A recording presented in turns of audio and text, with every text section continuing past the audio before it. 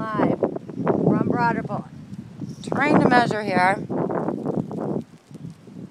Looks like 11, almost a foot. 13 inches.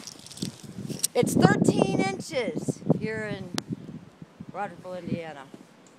We're on our mimosas, and it's still coming down beautifully. The weather is cold.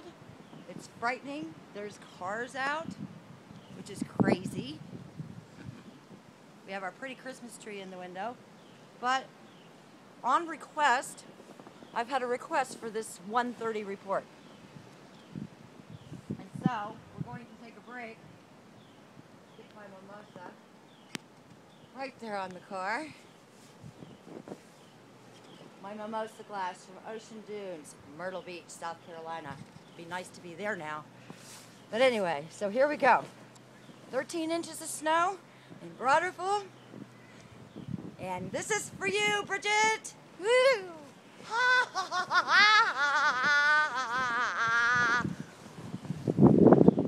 Happy snow day, everybody!